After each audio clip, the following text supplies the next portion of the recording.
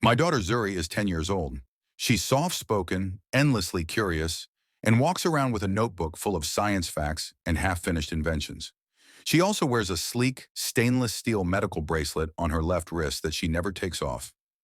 Engraved on it are the words, Type 1 diabetes, insulin dependent, emergency protocol enclosed.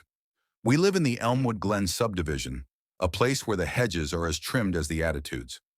Zuri and I moved here just after I accepted a faculty position at the local university. The neighborhood looked perfect on the surface, but beneath the shiny mailboxes in HOA newsletters, something sour lingered. Her name was Marlene, though everyone just called her Karen. The incident happened during the community garage sale event, one of those mandatory neighborhood participation days where everyone either hosted a table or mingled. I thought it would be good for Zuri, give her a chance to meet other kids and sell her homemade stress balls, made of balloons and flour, with hand-drawn emoji faces. Zuri had just finished explaining how insulin works to a curious younger boy when Marlene appeared. She peered over Zuri's table, lips pursed like she'd just tasted vinegar. "What's this?" she said, pointing to Zuri's wrist. "Some kind of fashion statement?" Zuri blinked. "It's my medical bracelet," she said quietly. "I have type 1 diabetes." Marlene scoffed. "Oh, please. Kids these days just love attention. My nephew used to pretend to have allergies just to bring a special lunch. I mean, what's next? Matching tattoos for each illness?" I stepped forward, stunned. "Excuse me?" She turned to me. "I'm just saying, it's a bit dramatic. If she's sick, maybe she shouldn't be selling squishy toys in the heat. You people bring down the tone of the community with these pity displays." Zuri looked down, cheeks flushed.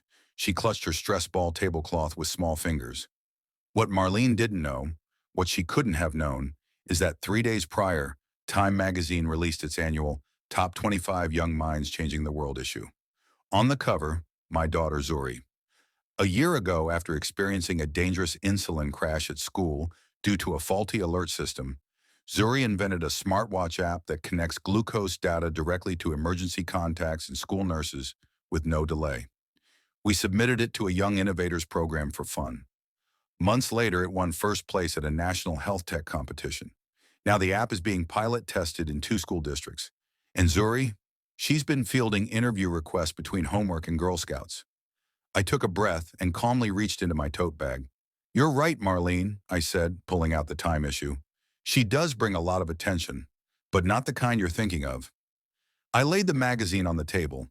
Zuri's wide brown eyes and shy smile beamed up beneath the headline, "Inventing Hope: How a 10-year-old Girl Revolutionized School Health Safety." Marlene went pale. "That's photoshopped," she muttered. I smiled, slow and steady. "Nope. You can buy it at CVS. Page 12 explains her app, in case you're interested in dramatic innovations." Word of the exchange spread faster than wildfire. Neighbors who had barely waved to us before now stopped by with congratulations. Zuri's table sold out by noon. The HOA board later asked Zuri to present her app at the next community meeting. Marlene wasn't there, but Zuri was, confident, calm, and holding her stress ball like a mic. She explained how her bracelet isn't a fashion statement, it's a lifesaver, and how visibility, not shame, is what saves lives.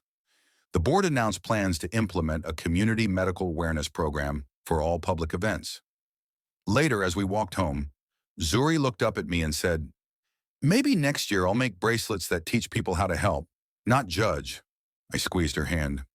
"I think the world needs more of those."